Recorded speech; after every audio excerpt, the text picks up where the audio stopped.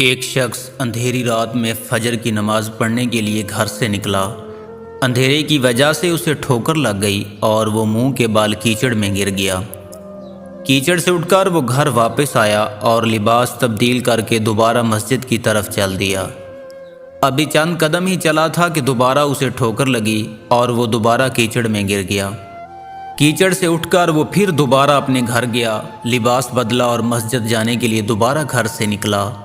جیسے ہی وہ اپنے گھر سے باہر نکلا تو اس کے دروازے پر اسے ایک شخص ملا جو اپنے ہاتھ میں روشن چراغ تھامے ہوا تھا۔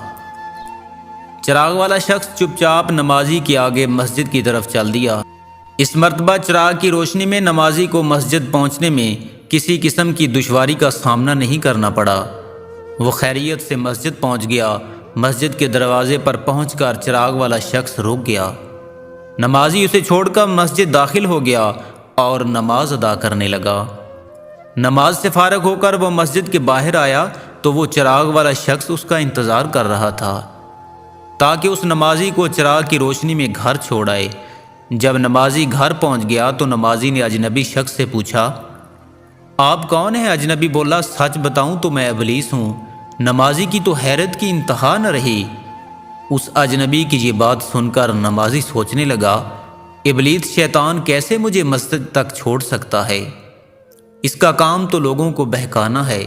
تو اس شخص نے بڑی حیرت کے ساتھ ابلیس سے پوچھا، تجھے تو میری نماز رہ جانے پہ خوش ہونا چاہیے تھا، مگر تم چراغ کی روشنی میں مجھے مسجد تک چھوڑنے آئے۔